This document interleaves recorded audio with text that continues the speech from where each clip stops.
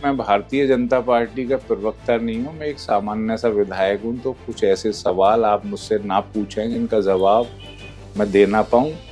मैंने इशारे से आपको बता दिया। अरे एक चीज जो और देखने को मिलती थी, जैसे आपने भी जिक्र किया कि बड़ा क्राइम था उस इलाके में, बड़ी वसूली थी, बड़ी रंगदारी थी। और लोग अब भी कहते हैं कि जो रंगदारी वसूली अपराध करने वाला माफिया था, खासतौर पर एनसीआर के उस जोन का, वो दरअसल अब वो सिस्टम का हिस्सा बन गया। अब वो खनन का ठेका होगा तो उसी को मिलेगा या उसके आदमी को मिलेगा।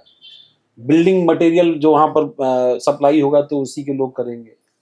जो बिल्डर्स हैं उनमें, या कुछ बिल्डर्स बन गए, उनके पार्टनर हो गए।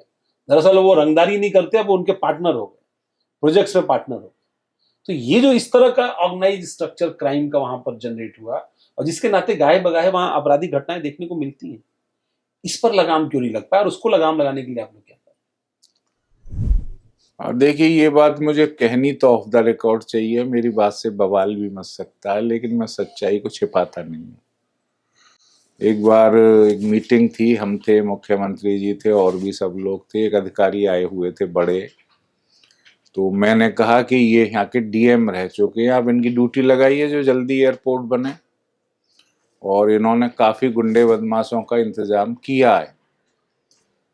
तो बोले इन्होंने किस किस गुंडे बदमाश का, मैंने फिर कुछ उदाहरण दिए उसके बाद। और मैंने कहा महाराज, अब तो राम राज्य की स्थापना हो चुकी है, क्योंकि अब तो कोई गुंडा बचा ही नहीं है जो किसी ना किसी तरीके से जुड़ ना गया हो किसी से। तो आपकी बात में सच्चाई है। इस तरीके के जो लोग होते हैं वो सत्ता के नजदीक आने के लिए कहीं ना कहीं से जुगाड़ लगाते हैं। लेकिन फिर भी जो खुलेआम क्राइम होता था पहले, सड़कों पर गुंडागर्दी होती थी, आज जो जीरो टॉलरेंस है हमारी सरकार का, मुख्यमंत्री की जो नज़र है, अगर उसमें कोई चढ़ जाए इस तरीके की गुंडागर्दी तो निश्चित तौर से उसका इंतजाम होता है।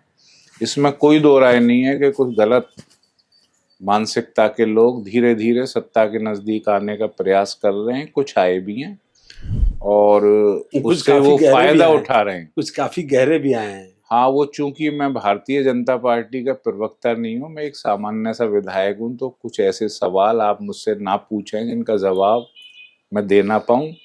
मैंने इशारे से आपको बता दिया, लेकिन आप इतना यकीन रखें कि अगर वो प्रदेश के मुखिया की नज़र में आ गया तो निश्चित तौर से ऐसे लोगों का खात्मा होगा।